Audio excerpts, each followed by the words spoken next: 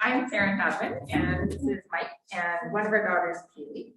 And we're really excited to come and present to you tonight because we haven't got to talk about traveling for a long time. So it's nice to be able to share something that I know is a passion of a lot of yours.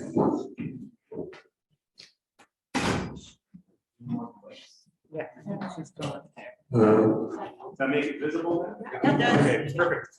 I'll just echo what Karen said. It's good to see so many people that I haven't seen for a while, so it's nice. We decided to do this adventure probably close to 6 or 7 years before we left. We had always wanted to travel more. We had taught overseas in Thailand and taught overseas in Korea shortly after graduating, and wanted to just travel and share those experiences with our daughters and have them see a different side of the world. So we saved up for a while and got approval from the school division and took a leave of absence for 1 year.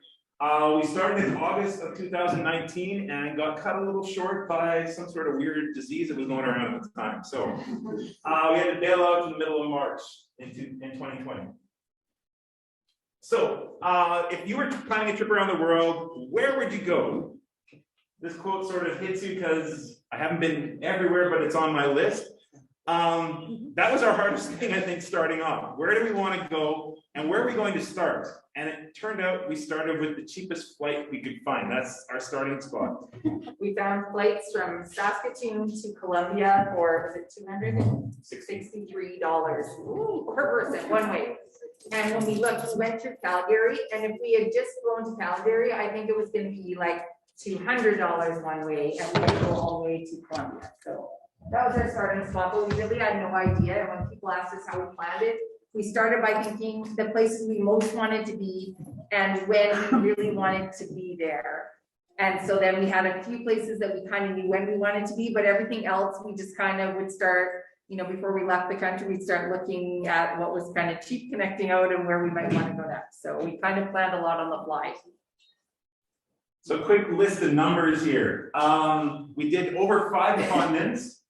In 28 countries, 29 if we include the 3-hour stopover in Canada on the way to Europe. 218 days when we got cut short, and we figured out close to 82,000 kilometers by plane, boat, and vehicles of all sorts. And yes, 32,000 pictures. So we had to narrow it down to the presentation. So there's a quick little look at where we went. Oh my God. Yeah, so we started off by flying through Mexico to Colombia. Spent about a month in South America, in Peru, Bolivia, and back to Peru. And then we were tired already after 7 weeks. And we had to stop. We found a connection to take us to Europe, but it stopped in Mexico, which was fantastic. We stopped for a week and rested, and then flew and ended up in the islands of Greece before spending about 2.5 months in Europe, crossing into Africa, into Morocco and Egypt, and then flying down to Zimbabwe and working our way back up through Africa.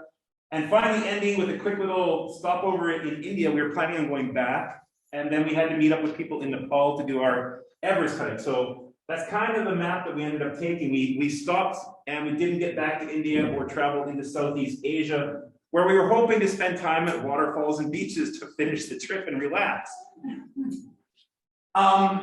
So a quick little quote again, travel is not a vacation, it is often the opposite of rest. And that was quite the case when we started out.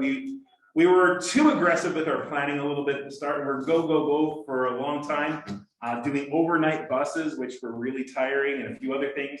So again, we had to build in that time to rest. And you can see we had everything with us, and we had to carry it on our back the whole year as well, except when my bag got misplaced by an airline.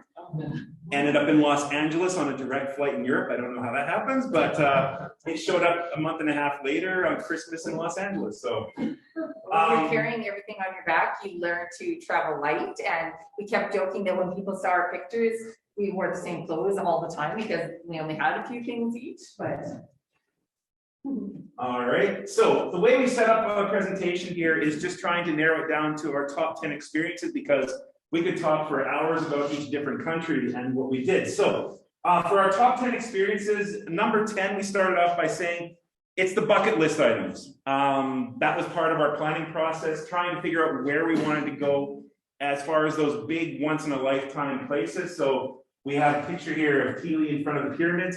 She was taking a photography class online for her schooling at the time too. So some of our pictures were like this, where we're trying to get some neat angles on things. And some of these places, they weren't necessarily places I've been dreaming of going, but when you're there and in front of something that you've seen, you know, in pictures and movies your whole life, it takes your breath away. It's really amazing to see.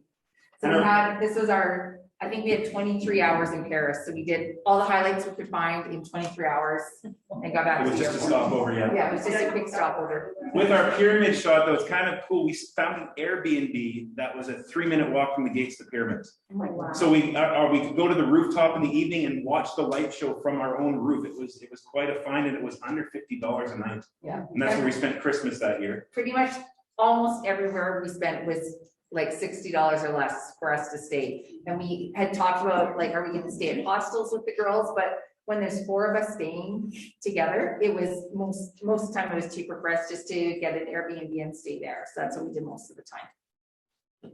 Again, big items, the Parthenon here in Rome. In Athens, we managed to get up early that morning, fortunately, and get there before the crowds, because about 30 minutes later, this was a sea of humanity, people everywhere.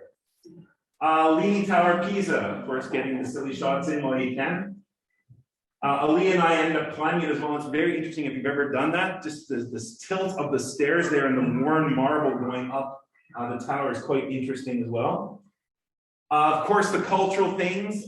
We did a trip through Italy, so stopping in Florence here, seeing the grand works of art. I didn't know I knew so much about art or learned so much about art until this trip. But we spent time in Florence here and at the Uffizi Museum. Of course, being the history teacher and teaching about this stuff, I had to go to Rome. So the Colosseum was big on our highlight list as well. It's kind of nice traveling with Mike because he was our personal tour guide a lot of the times because he knows so much about all this. And then there's the places we didn't know so much about. This is the Alhambra in Granada, Spain. And again, it's one of the top tourist spots according to some Lonely Planet and other places. And it was absolutely amazing. Granada was a really nice pace of a city, except of the traffic tickets I ended up getting, because I ended up in we had a rental car and I was trying to pick them up, and I ended up coming through a bus and taxi only line about 5 or 6 times before I recognized that I wasn't supposed to be driving. So, and it was monitored by photos, so every time you went through another. Picture of the Middle East here from the Wailing Wall in Jerusalem as well. And then this was an amazing sight as well, going to Petra in Jordan, see it in the Indiana Jones movies, and I think the entire pathway there, Keely and I were humming the tune and sort of pretending we were Indiana Jones. And there was so much to do there, and we spent 2 full days there hiking the valleys and exploring this civilization that was in the hills here. That was another place that I don't think I'd really heard of until we were getting close to Jordan and looking for what we wanted to do there, but it was really amazing. The question I always got asked, is it safe there? Is it safe there? As we went into Egypt and Israel and Jordan. And then our last bucket list item, that one of the first ones we started with, was Machu Picchu here. And we did a 5-day trek through the mountains here to get to Machu Picchu. Our final trip was through a bus, but we were pretty tired by then. But we did how many hours of walking a day on that hike? We would, and like, I feel like we're pretty fast walkers, and we were the oldest people in our group. But we were not the slowest in our group. But every day our guide would say, okay, tomorrow morning I'm waking you with tea at 5:30. We will leave at 6 a.m. And we're like, okay. And he goes, and hopefully we'll be there by supper time. And then we hear the guide with the group next to us going, okay, we'll wake you guys up at 7. We should be there just after lunch. And we'd be like, wait a minute, how does this even work? Are we that much slower? But apparently we were. We like to say we enjoyed the view and we got more of our money's worth. But it was a lot of hours walking, and it was beautiful and it was so worth it. But before we went, both Keely and Aaliyah were like, you want us to walk for 5 days? And they weren't really sure of it. And we hadn't told them yet that when we did our Everest hike, it was going to be 14 days. So we had to kind of work them into it. There was only a little bit of crying, not too much. Yeah. And it was by me. So we ended up getting into Greece, and this was Keely's favorite location, so that's how I made the slideshow. So we started off in Mykonos, and just the transition from South America to Europe was quite astonishing. And I haven't really read a lot about the Greek islands, but they were amazing. We spent days on 3 of the different islands, Mykonos, and then ferried to Naxos, and finally Santorini, which you've seen probably beautiful pictures of. The white buildings and the cliffs and the color of the water there, it was pretty amazing. Aaliyah loves swimming in the ocean here as well. The beautiful sights again of the white cities and the flowers blooming. The food was amazing in Greece as well and fairly cheap. This is one of those side trips. Because we didn't have necessarily a set itinerary, I saw pictures of this place on Instagram, and we were in the area, and all of a sudden, you know, our trip, we're taking a detour out this way for a few hours on a bus and a ferry, and we're going to stay here 3 or 4 days. So this is Shipwreck Beach on the island of Zakynthos, and we had a pretty good time on that island. We finally rented a vehicle and explored a little bit. You had to take a boat to see this beach and sort of hang out there.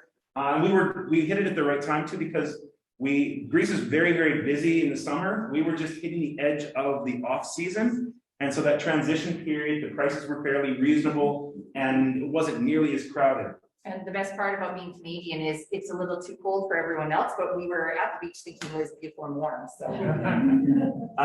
Keely also was in grade 9 on the year we left. So as a grade 9 social studies teacher, I could take her on field trips every day to places like this. So we got to talk a lot firsthand about the Parthenon and what it was meant for and the history behind it. Again, seeing the, can't remember the name of this now, I wrote it down. Caedmons? Maidens.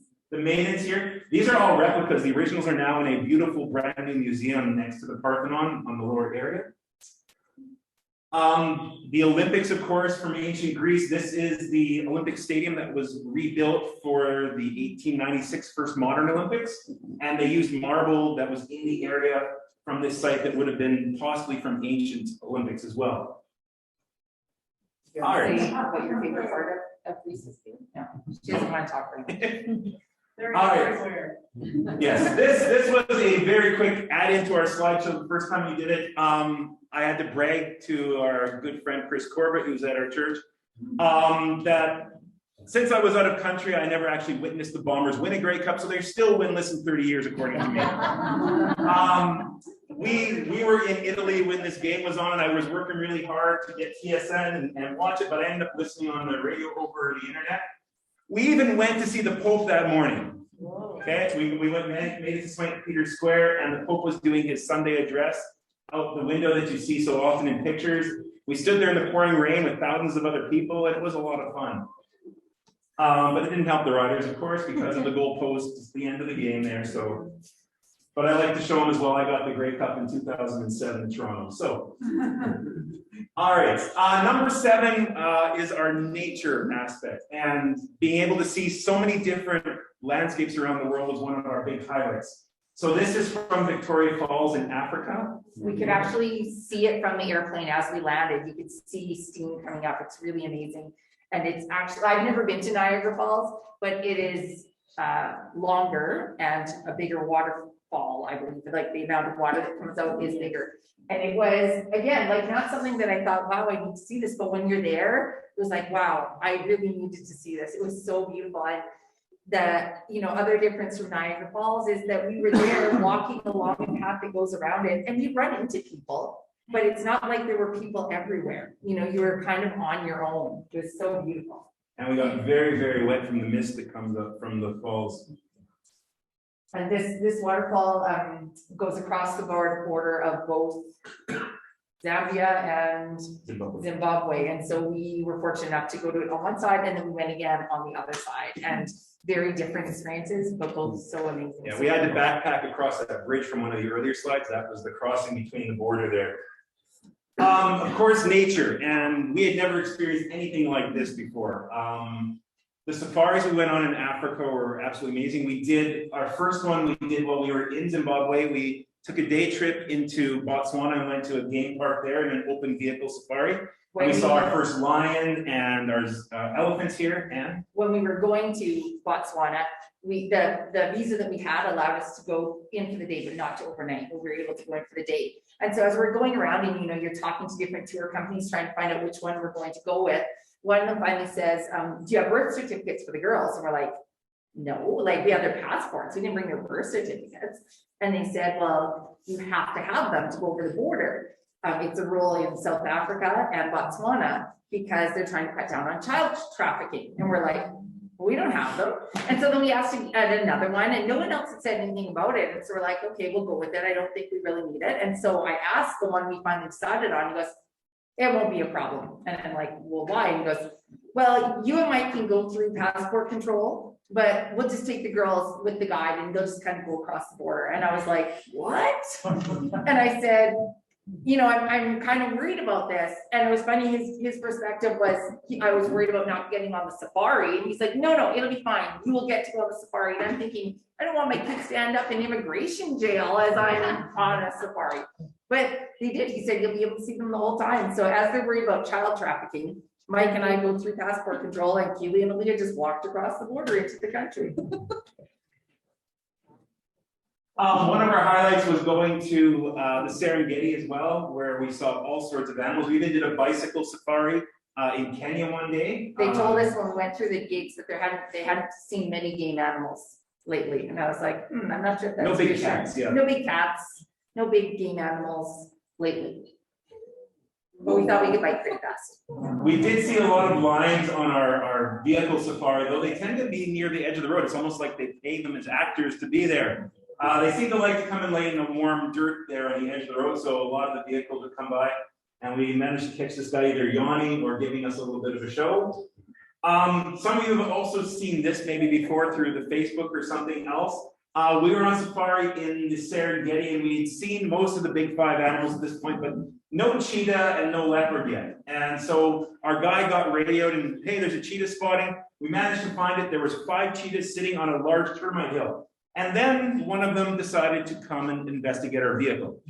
And this doesn't happen very often. He said he's never actually had this happen where it's gone up on top before. But we have an open top vehicle here, and the cheetah decides to come and do a bit of exploring. So it started chewing on the rubber and then made its way to the back. Its tail swinging above one of the girls' heads at the back. And another cheetah's on the back tire of the vehicle at this point on the emergency tire. I don't think I realized how scared I should have been until our guide said, just stay calm. And then I looked around the vehicle and I'm like, oh, I see people freaking out. I should know what to do. I have no idea. I'll get it back. So yeah, it was pretty scary. The one girl, we were saying, I think someone had a hat on and we were saying it was a good thing there was no pom-pom on it, or the cat would have been like playing with it as he went.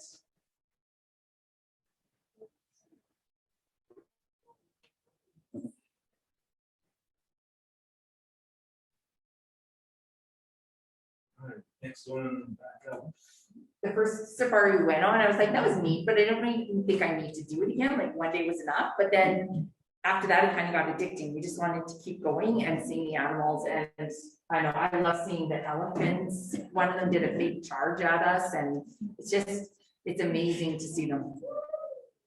One other quick video here. This is a place we had not planned on going either, but we heard on our Peru hike, some of the people we were with went into Bolivia. And this is the salt flats in the middle of Bolivia. They're very high up in altitude. And so we spent a couple days in this high altitude exploring the salt flats, and very long days in the Jeep. But this is a little video. They did some perspective videos here.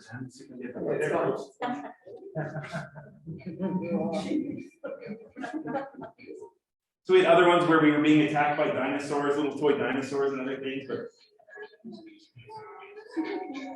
Are those people you met? Yeah, that was our tour group. Oh, so there were 3 Jeeps that were on our tour for this one.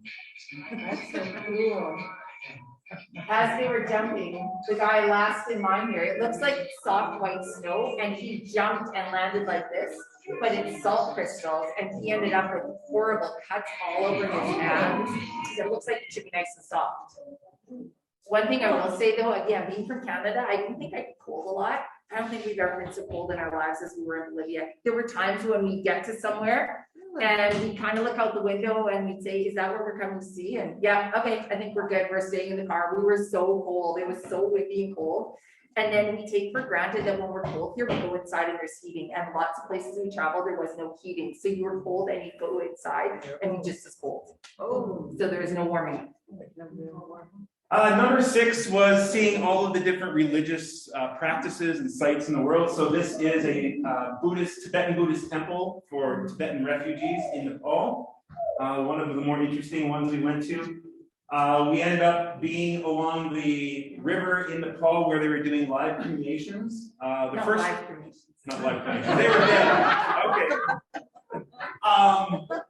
We actually did this 20 years ago when we were in Nepal. When we lived in Thailand, we made a trip, and we were kind of grossed out because there was ash in the air and everything. But the guy we were with this time did a very nice job of explaining the whole process and why it's important and how it's part of the whole cycle of life aspect. So it was very interesting to learn about. Of course, we made it into Rome. So the place we had our Airbnb was a block from the back end of the Vatican. It was a very lucky find for us for an Airbnb. I got up actually one morning and did an entire walk around the country of the Vatican. Took 45 minutes to walk around the whole country. But we were able to get up early and get into St. Peter's Basilica before the crowds came later with the tour buses and everything in the morning and see Michelangelo's works in the inside of the Vatican. I will say that's a big life lesson in traveling. Get up early and be the first ones there because it's always emptier first thing in the morning. The Dome of the Rock, of course, in Jerusalem. You had sort of time when you were there. You could only go for certain hours. And of course, you couldn't go in the building as a non-practicing Muslim. And it was weird being able to be in Jerusalem and go places that people that are residents there are not allowed to go, because if you're Jewish, you are not allowed to go up there. Or into Palestine. And so it felt kind of weird that as a visitor, we could go places that people that live there couldn't. This is inside the Church of the Holy Sepulchre. This is supposedly the burial tomb of Jesus in here. We made the trip across the border from Jerusalem. So basically hopped on a bus and 7 minutes later, we were at the border with Palestine. And we walked through Palestine, in through Bethlehem, and walked and found this is the Church of the Nativity, the supposed site of the birth of Jesus. So that was kind of an interesting. It was kind of crazy to get in there though, because like it looks like, it's a small shot, but to get in there, it was just a whole lot of pushing and shoving to get to the front of the line where you got to walked in the line down to see the star where Jesus was born. And then going into Palestine and walking on our own without a tour group was very interesting because you got to see some of the local perspective. So this is along the big border wall that now separates that part of Palestine from the Jerusalem aspect. And so this is that border wall. And there's the walled-off hotel is there as well. It's sort of a play on words of the Waldorf Astoria in New York. And this wall's here, and it's full of interesting graffiti and art. And it has perspectives of the Palestinian people on the issues that are going on there. And, I know a fair bit of the history behind it, but we posted an Instagram post, and it was interesting to see the hate going back and forth right off the start from a comment I thought was fairly innocent, but yeah, it was about sort of learning about the different viewpoints of it. And of course, if you hold one of those two viewpoints, the other viewpoint isn't. Right, we thought we were being fairly neutral, and it wasn't until afterwards that we were kind of like, oh, someone took offense to this. And then doing some more reading that we thought maybe what we said wasn't as appropriate as it could have been. And then finally, one of our favorite places is Nepal. And so this is one of the Hindu shrines that's in the middle of Kathmandu. And we were there, and Karen managed to get a blessing from a local woman at the shrine as well. Aaliyah's favorite place was Peru. And so there's a couple pictures about Peru if you want to talk about them real quick. Sure. So this is part of our hike on the Salcantay Trail. As Mike was saying, we didn't do the regular trek. If you want to go along the Inca Trail, you actually have to book like a year in advance to get it. And we booked ours like when we got there and went. So this trail that we did is longer and harder than the Inca Trail, but the views are supposed to be more beautiful. And we do actually go along part of the traditional trail as well. And it was so beautiful. When we left, we were with 2 people from Spain, 2 people from Brazil, and a girl from Mexico, and us. That was our group. And so we were the English speakers, and they all knew a little bit of English, but between like English and Spanish, we walked and we talked, and just learned so much more about each other. So along with the hiking, Aaliyah really liked getting to Machu Picchu when we finally got there. And we could have spent probably the entire day there, but we only had about 3 hours Yeah, budgeted. you book a time to go in, and there is no bathrooms and no food allowed, so that kind of limits the amount of time that you're able to spend there. You have to leave if you want any of those things. Number 4 is my favorite location. It kind of caught me by surprise. I thought it would be like Egypt or Greece or Rome, but I really liked Eastern Europe. This is a Croatian shot, and so between Croatia and Bosnia Herzegovina, those are my favorite locations. So this you might recognize if you ever watched Game of Thrones. This is King's Landing of Game of Thrones fame, and absolutely beautiful. The old towns in eastern along the Mediterranean, Croatia, Bosnia, Montenegro, have these old walls around them with the nice bright red and orange brick on the tops of the buildings. And we even kayaked out in the bay here, so it was a lot of fun. Aaliyah and Karen like going to the little local beaches right in Dubrovnik, so they would go there while I explored the history stuff. This is, just a little bit of cliff jumping. While our friends were in school, this is what Keely and Aaliyah were doing.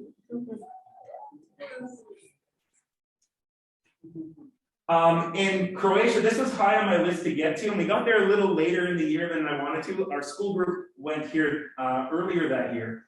I can't remember how to say it. Plivica? Yep. The Plivica Waterfalls and National Park in Croatia has a series of many small little waterfalls and some sort of medium waterfalls, and it was really high on my list of natural sites to see. But I also really enjoyed seeing the more recent history, such as the war in the 1990s that went on in Bosnia and Herzegovina, the former Yugoslavia area, and there's still lots of buildings. You can see the damage from the guns and the mortars. And it's also a place in Sarajevo where east meets west. And so there's sort of this Austrian aspect of Sarajevo, European, very tall buildings and fancy scrolly art type of stuff on the outside of the building. And then you cross this line and you're in sort of the eastern part of Sarajevo where you have the Islamic cultures that were prevalent. So it was really a neat city to be in. And I also liked it because this is the corner where Archduke Franz Ferdinand was shot. This is what's one of the sparks that started World War I, really. So it's the assassination attempt that really got the countries coming to war together. And then, of course, the recent history of the war in the 90s here. This was the Tunnel of Hope between, it's actually in the middle of Sarajevo because in the 90s, any hilltop advantage over Sarajevo during the Civil War, there were snipers in the hills. And the UN kept the airport open here, and this was a tunnel underneath the airport. That's the only way that people could get anything in or out or to escape when the city was under siege. And so it went from like someone's farmyard underneath the airport. And we also ended up at a museum there that looked at all the genocide aspects that went on during the war in the 90s there.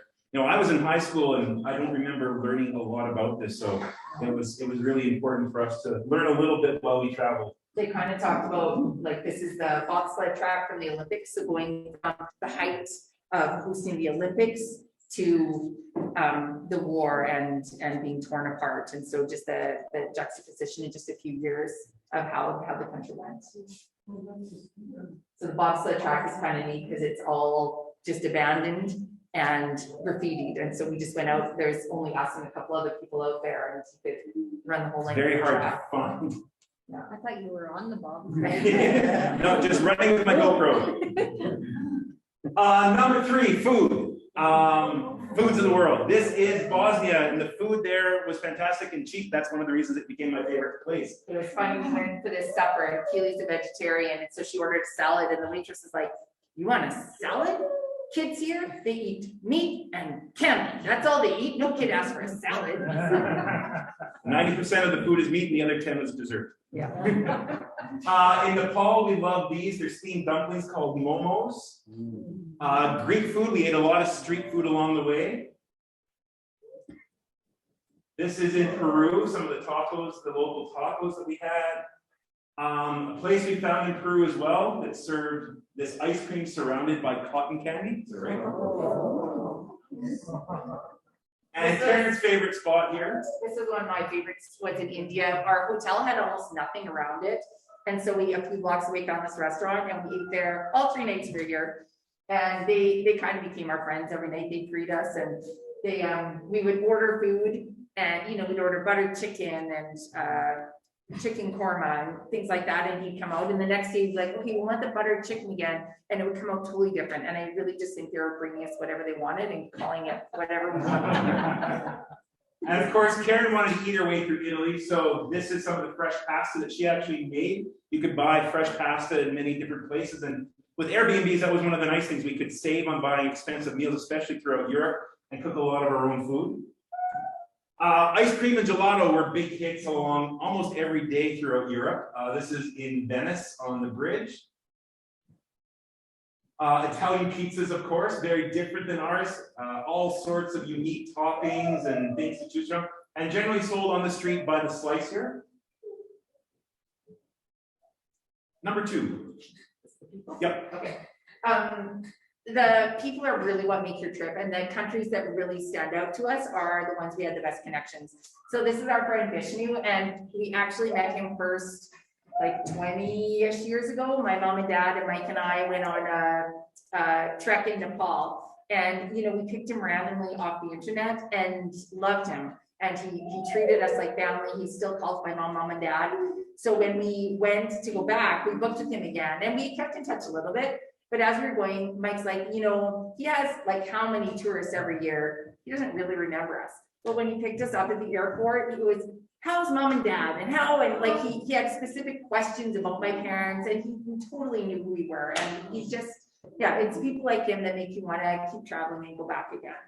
We were lucky enough to be in Nepal during the Holi festival as well. We kind of were trying to do it in India, but we had to be in Nepal to meet up with Karen's sister to do our Everest hike. So it was right at the start of COVID, so they didn't throw a lot of water and other things that they normally would do, but there was still sort of the rubbing of the colors on your face, and everyone sort of bought packages of color and went out, and people included us in their festivities, which was really fun. The kids were really excited, and they'd come up, can we put some on you? And we'd say yes, and they were so excited to cover us with color. My hair stayed dark pink for a whole week. Yeah.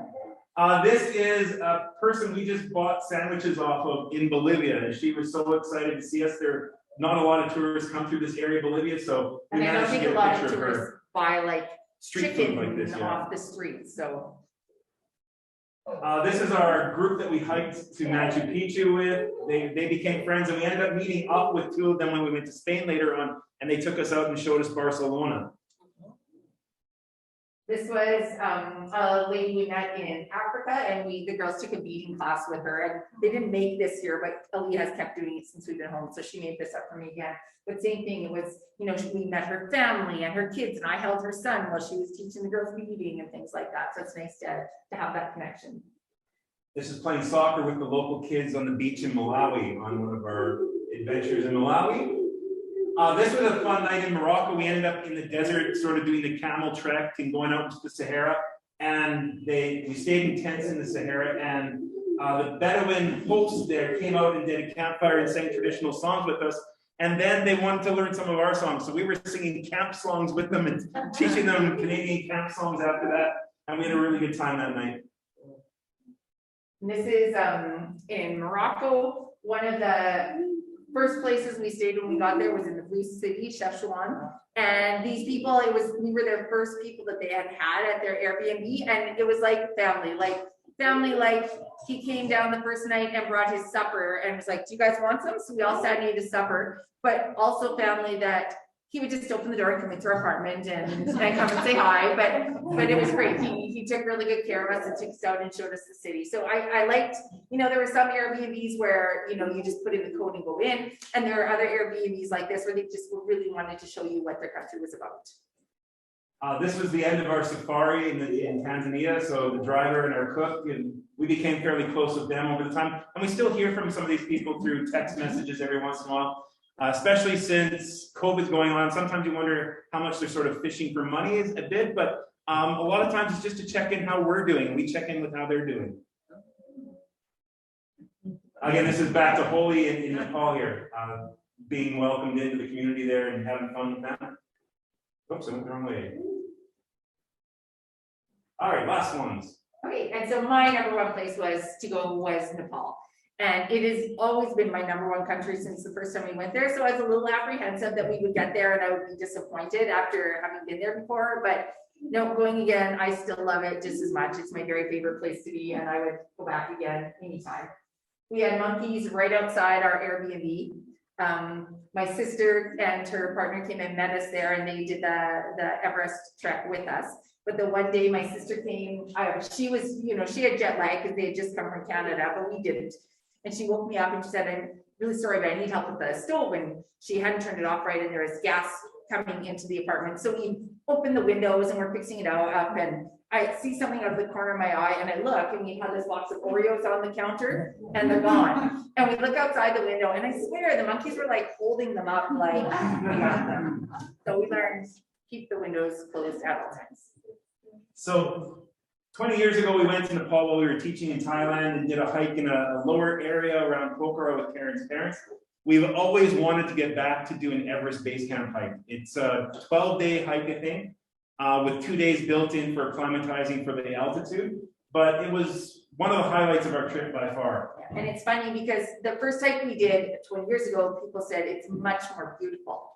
And so it's amazing to even say that, because seeing the sights of Everest are absolutely amazing. And so, it's hard to compare, but they are very different, because when you get up high, it becomes more moonscapish and no vegetation. Yeah, the gray area on the right side is the glacier area that moves back and forth right before you get to base camp. So that's all part of the Kumu Glacier. There were lots of bridges like this. We kept suggesting, because some days we would say, "Where are we going to today?" And our guide would say, "Just right over there." And it would look so close, but really we had to go all the way down and all the way up. So we kept saying, maybe we should fundraise a little bit. We can build a few more of these to go across. What if you're scared of heights? I know, my mom is. bouncing. And yeah, she came the first time and she was like, "I don't know if I'm gonna go across one of those," but she did. And then I always went across on my own because I didn't like the balance. You also have herders bringing yaks across at the same time. So sometimes you'll have to move or get off. Or there's people carrying supplies up to all the small little villages along the way with huge boxes this wide full of noodles or rice or whatever they're carrying up to the next village. Because there is Propane no, tanks. like the only access is on foot. There is no car access. This was our first site of Everest. It is the smaller peak. Oh no, this one right here. That's Everest right there. So again, as you got higher up, less vegetation. The path was quite often like this, very rocky, and you'd walk for about a minute and a half, stop and catch your breath once you got to these higher altitudes. And it did get colder and colder the higher up we went, and the bathrooms and accommodations got worse and worse the higher up we went. So this is Namche Bazaar, which is one of the places that you stop for your traditional kind of rest as you're going up to acclimatize. And here are the girls. This is when they arrive. Yep. Yeah, when they arrive at base camp. So base camp, you can't actually even really see Everest from base camp. You're just at the bottom, and you're ready to go. Kind of the next step would be across the ice fields, and that's for people who are trained as climbers and have a lot of money. It's really expensive. How high is base camp? 5,364 meters, I think, is what it is above sea level. So when you did that, like for the 12 or 14 days, obviously, did they provide your food, or did you bring all that in your backpacks? No, we stayed at little tea houses along the way, so they're kind of like, I'll use the word hotel very loosely. Yeah. And so we would stay, and then the tour we More were like on, dormitories would be sort of the. yeah.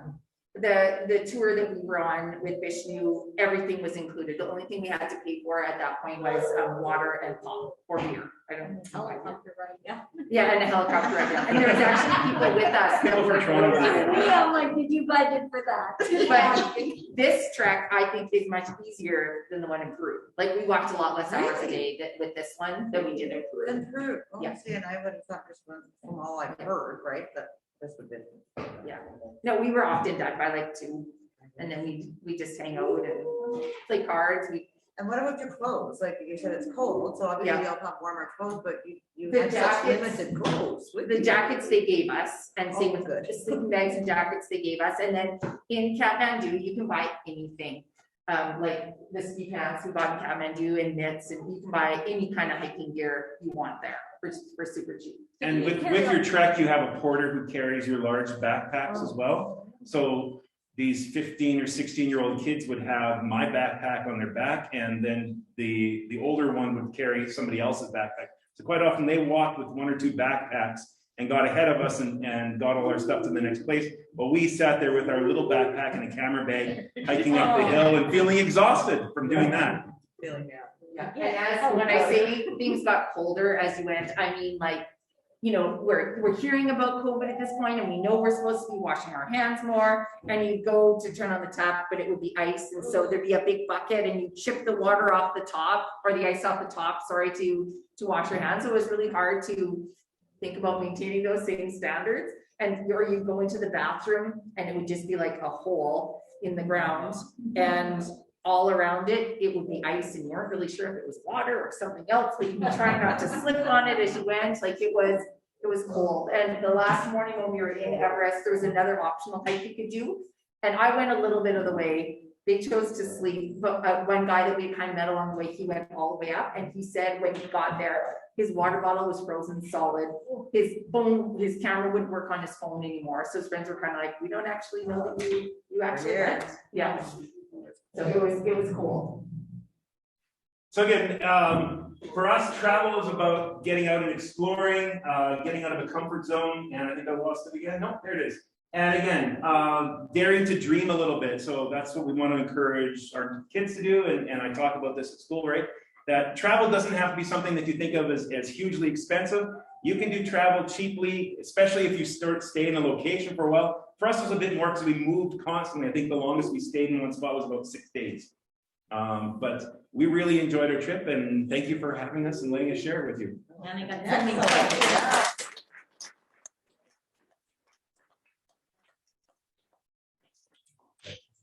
All right, any questions? We went over time. So. I'm interested. You guys don't seem to have planned, like it was all spurred. You weren't worried that you wouldn't be able to find someplace to stay or. There's a few nights that were a little stressful. We were going like, oh my goodness, where are we gonna stay here? We can't find anything. Or you know, we kind of depended on internet, and so we'd get somewhere and the internet would be horrible, and we'd be like, but I don't know, we didn't really. A couple times throughout Africa, we had troubles because we booked Airbnb reservations with places, and they don't understand, some of the smaller places don't understand the concept of an Airbnb. It might be a small family little run hotel, and they take the reservation, but then you get there and there was nothing available because they had given it to somebody else. So there was a couple times we had to scramble like that, but it wasn't too bad. No. And we did have to plan. Our Italy trip was actually the least stressful because I had my wallet stolen in Athens, and so we had to plan ahead for the next month and time out when we ended up in Rome so we could have credit cards delivered to our Airbnb while we were in Rome. So it was nice when we had that all planned out. We didn't have to work every night, and the girls were also using the computers quite often to do their schoolwork. So it was, yeah, busy that way. How's your feet make out? Feet? Pretty good for the most part. When I lost, really big black blisters in Peru. yeah, I got big blisters. My hiking boots probably weren't broken in well enough in Peru, and we were doing a lot of up and down there. And then when my backpack went missing and ended up in LA, I didn't have my hiking boots until Karen's sister came and met us for Everest. So a little bit of a trouble there, but it wasn't bad. For me, it was hard because I have big, huge feet, and to find big shoes anywhere else is quite difficult. We did because we were, you know, traveling on our own, and we rarely, like, all right, we talked about a few tours, but we rarely did tours. So we put on a lot of miles every day. Like we would be exhausted by the end of the day from all the walking. And we were trying to do things as cheaply as possible. So we walked a lot of places. Some countries we used Uber where it was cheaper, but a lot of walking. When you go back and finish the tour, the parts of the world that you didn't see? The parts we didn't see, Mike and I have been to. It was just the girls we kind of wanted to show. But we do hope, like, you know, maybe after we retire, we'll travel again for a year or something, or yeah, it's just, it's. It was Thailand and Southeast Asia, the Philippines and Indonesia we sort of had left to do. And they're hard places to get to in a short period of time now, right? Because of the time change and everything and the jet lag, that you kind of need a longer period of time to get there. I really want to go back to those places because my parents talk so highly of them. Yeah. Yeah. How was the language barrier? Like, as you guys went everywhere, you found people speak English Or sign language between us, or sometimes, like, I tried to learn Spanish, and sometimes I think that maybe we were having two separate conversations, but I'm not quite sure. But yeah, we did fairly well. Like, is there any big? did you have a translating app? We often didn't have internet except when we were at our Airbnb, so we couldn't use that often. But a lot We use of, Google Translate from time to time when trying to read food packages or other things like that. But most of the time we were sort of going off what we could guess it was for the most part. yeah. And there's a lot of people that are learning English that want to come and try it with us too. Yeah, and we try and learn a little bit of the languages as we went. Some countries were easier than others. There was a lot of English in a few countries, but I was surprised in Jerusalem was a little difficult, I found. Where else? And a lot of places, because I can speak a little bit of French and I can speak a little bit of Spanish, and so between the three, there was a lot of times that you could find someone that could speak one of those three. Bathrooms vary. What's that? Bathrooms vary. Very. There was a big, yeah, not always Western expectations for bathrooms. Were there any places that you were fearful? Like, you were hesitant in venturing out too far? Is there? I don't think there was there? Canada? Yeah, not really. Like, I I think think the our most- first day in Jordan, we were a little bit hesitant. Like, we were walking a few places and just, you know, when you enter a new country, you're sort of feeling it out that first day. So a Yeah. little hesitant in Jordan, Actually, and the- Egypt the first day, I think a little bit too. and I think the other place that I was most scared for totally different reasons was when we stopped in, was it Dubai? We had an overnight or somewhere like that. And when you're reading that the place that we were staying follows Sharia law. And I just kept thinking, what if something happens to one of my girls, or, you know, and yeah. And I remember we kind of forgot that we were going there when we were leaving. And so we were all dressed for the airport wearing shorts and stuff. And we had a mad last minute change of clothes before we left. And the girls were like, why? And we're like, we just really have to, like, we have to follow the rules of the country. Yeah.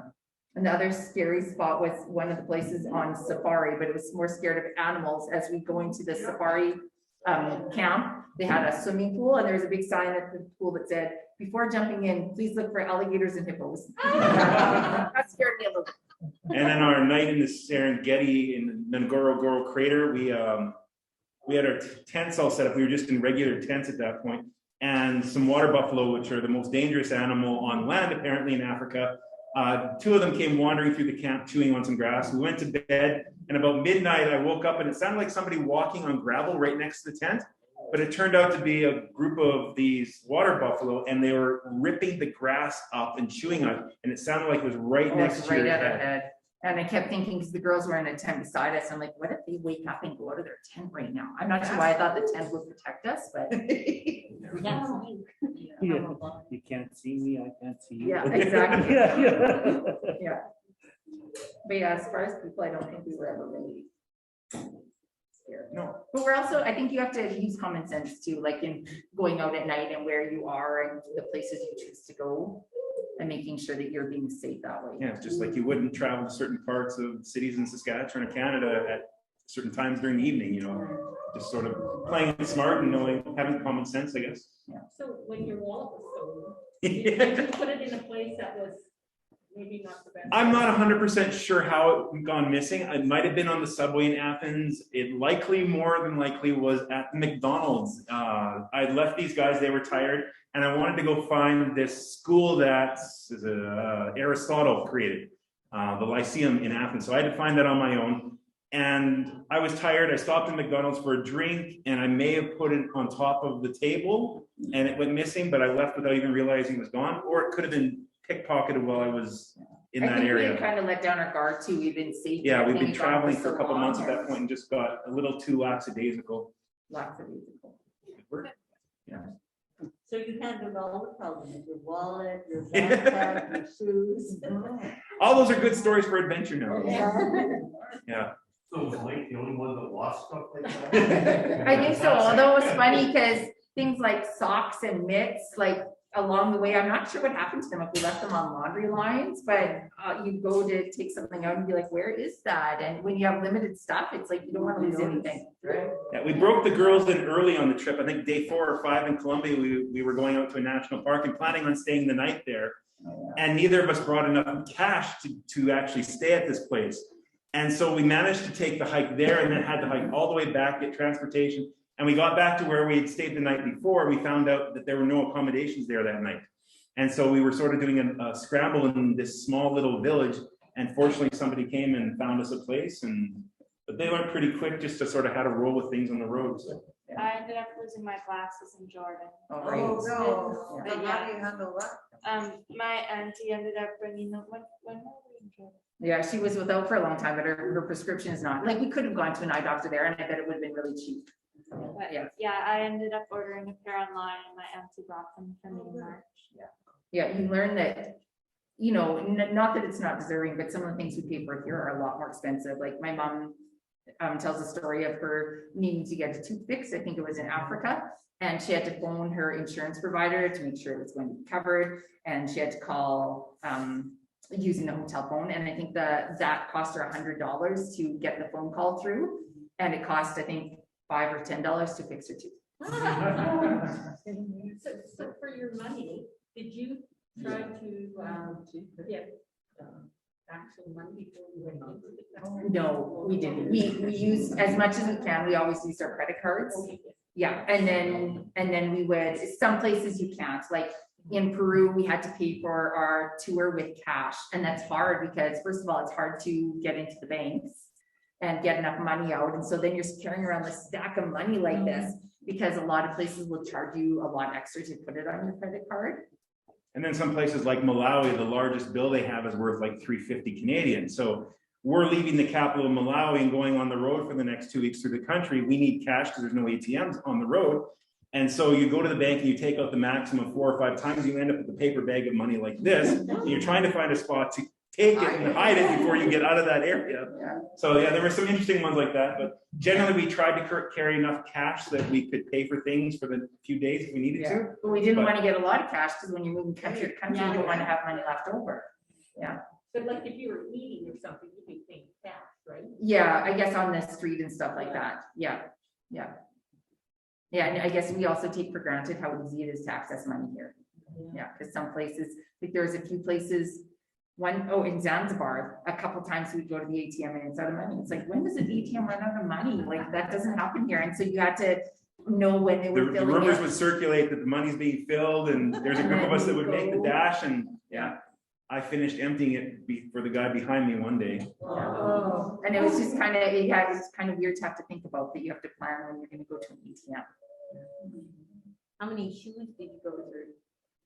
I think I just bought them once. Yeah, we ended up buying shoes at the, We all have big feet, so it wasn't like we could easily go and buy shoes. So I think we got new shoes in Spain, all of us. Yeah. So when you said it took, what, 6-7 years, you kind of had saved up for it?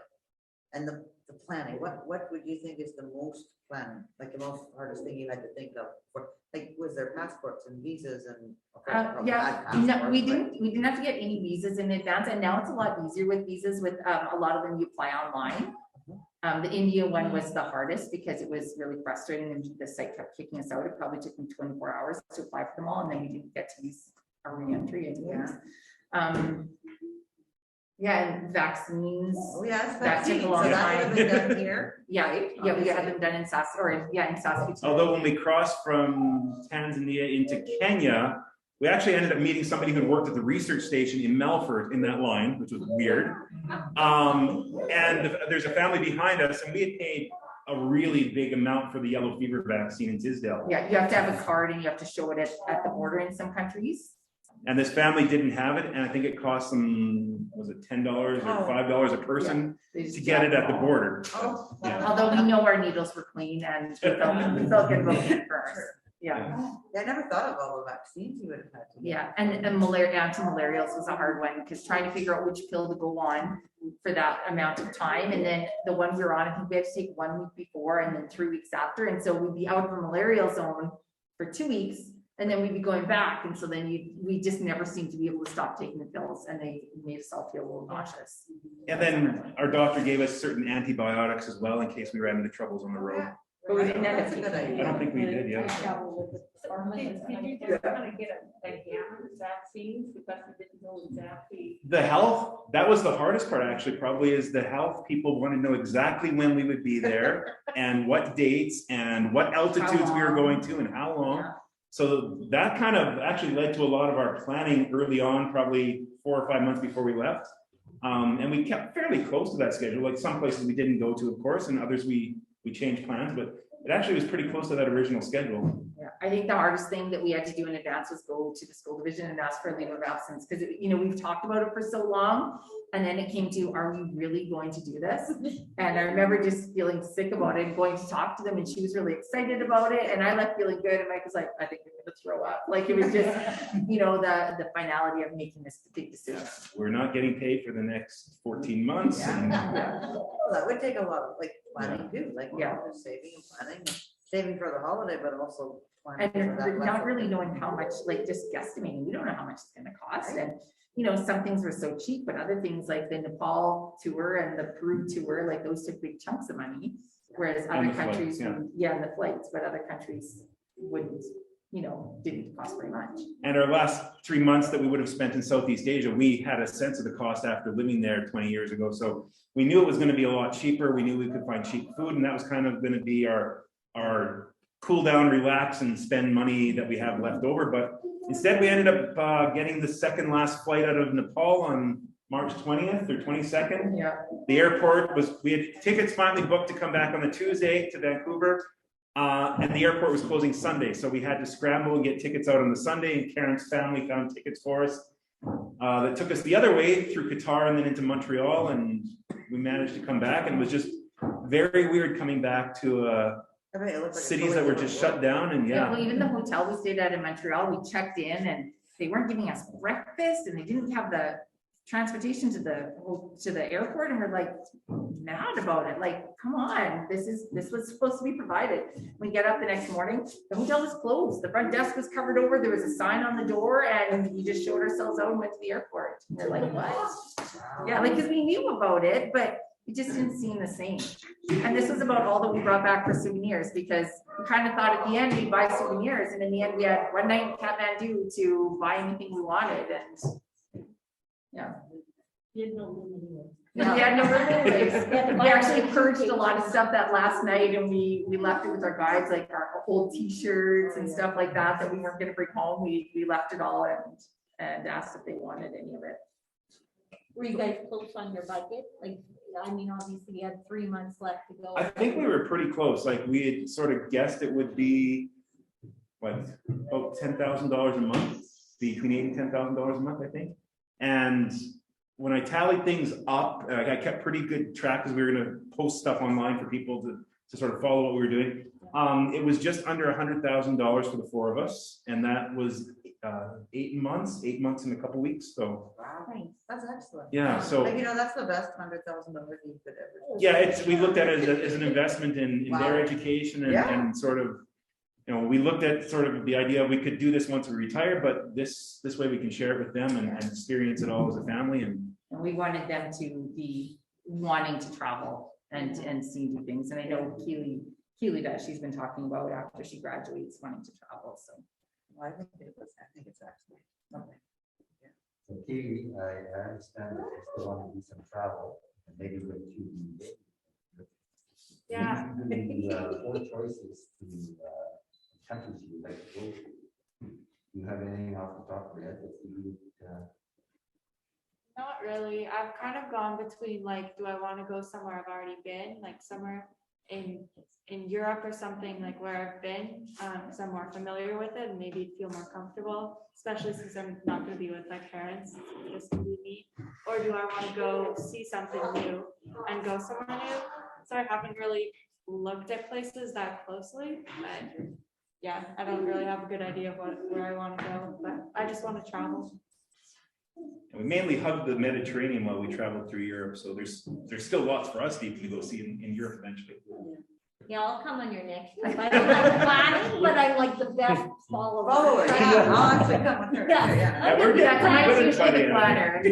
Like even when we travel, even when we travel with friends, it's like Mike makes plans.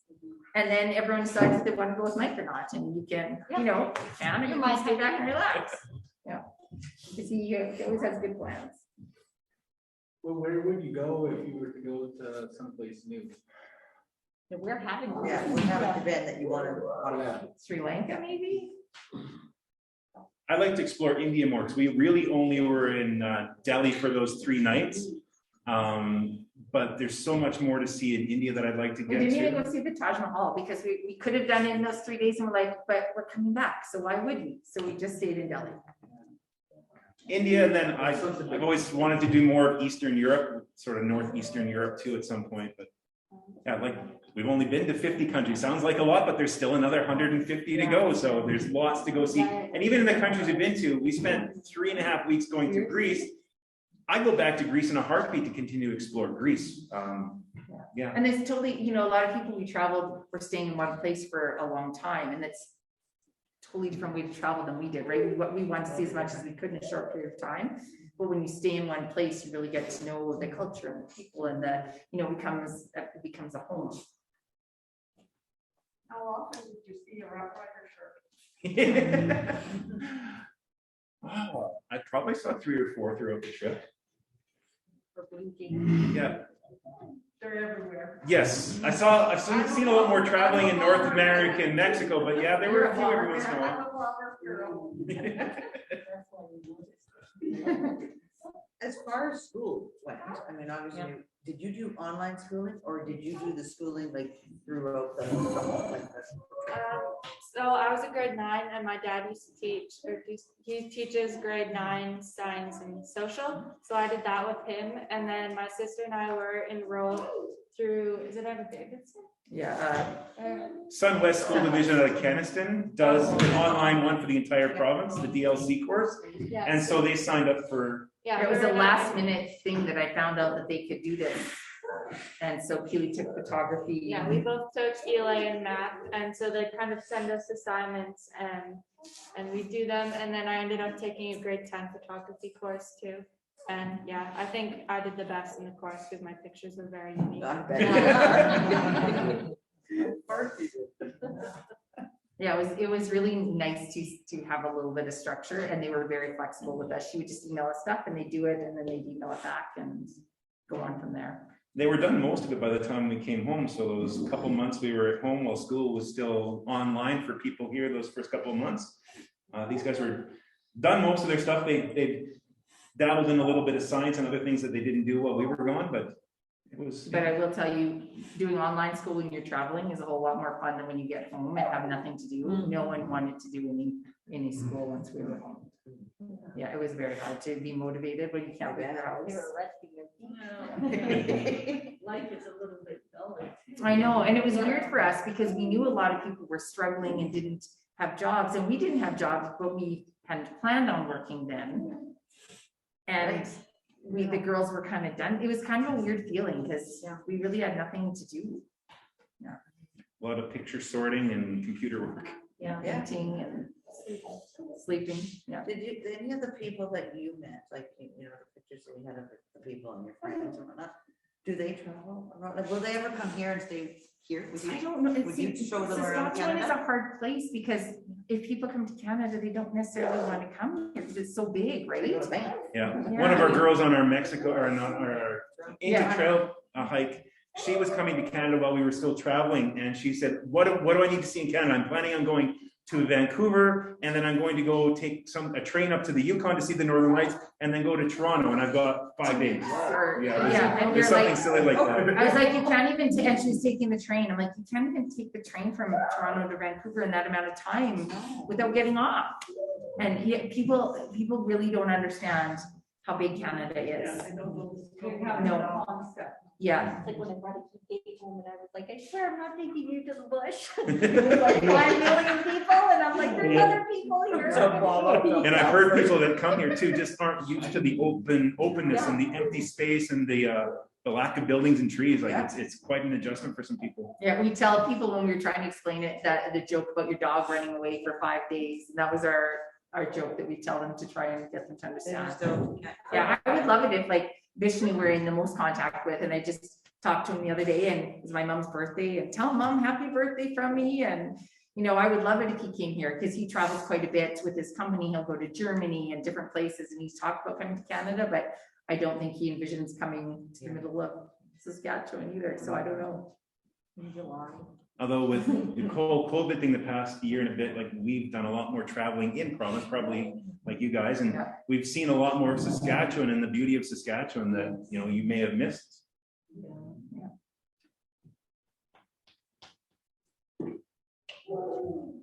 Good, that's interesting.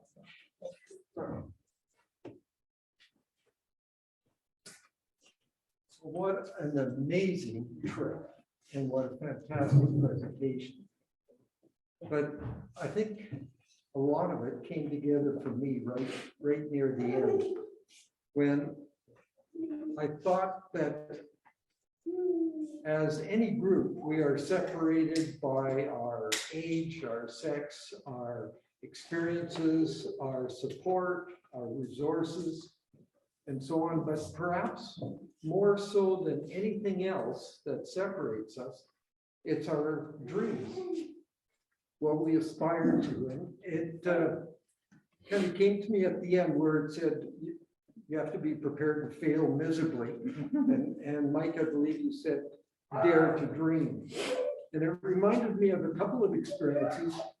One was a personal one when at some age, everybody experiences somebody asking them, what are you going to be when you grow up? And I remember my mother asking me this, and I said, I'm going to be Zorro. I am going to fight crime and evil.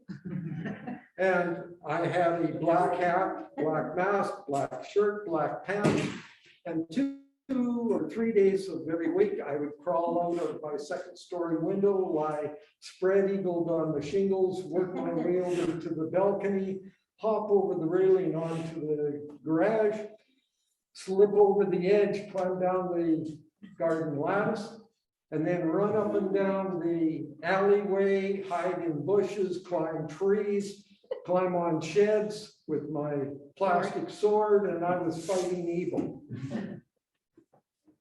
Until it all came to a crashing end when a police officer with absolutely no sense of humor grabbed me, took me home, and said, your son is acting inappropriately, and no 18-year-old should be running around.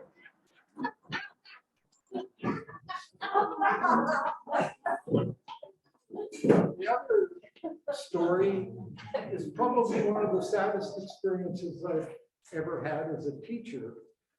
I was in a grade 1 room, and I was filling in for the teacher for a few minutes while she took a phone call. And so I was asking these little people, I said, what do you want to be when you grow up? And I was getting everything from a dinosaur zookeeper and things like that to the more traditional ones. And finally I came to this young boy and I said, what do you want to be when you grow up? And he said, nothing. And I thought, no, you didn't get the question. What is it that you would like to do when you get older? And he said, nothing. I thought, how am I not getting through to this little guy? So I asked one more time. I said, what is it that you want to do as a job or whatever, or do in your life when you get older? And he said, nothing. He said, my mother says, when I grow up, I don't have to do anything. And I thought, oh, that is so sad. That this little guy is growing up with no dreams. I mean, it's one thing to have your dreams squashed. You can't be Zorro. But it's something else, not have a dream at all. It's just not right. So you have no idea how much I have enjoyed your experience and your presentation, because you have given us a very significant dream. It's certainly an upgrade on anything I ever had, and I've got to start improving that. But it was just wonderful. And we're so thankful for it.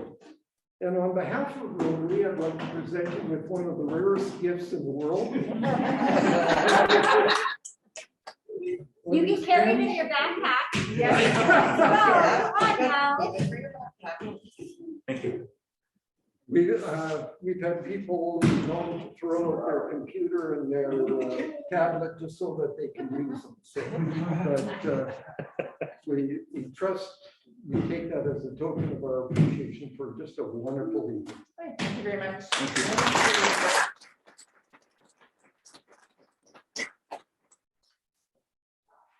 Okay, so I think that's it for the good of Rotary. Anybody have anything else that they want to add or say tonight? I think that we can adjourn to the bar if anybody wants to have a beverage or whatever, and otherwise, thank you all for coming and thanks for sharing this special experience with the Hadwens and with John. Thank you. Night, everybody. You want to do the four-way test? Four-way test? Okay, four-way test of the things we think say or do. First, is it the truth? Second, is it fair to all concerned? Third, will it be better friendships? And fourth, will it be beneficial to all concerned? And should remember. And Wayne was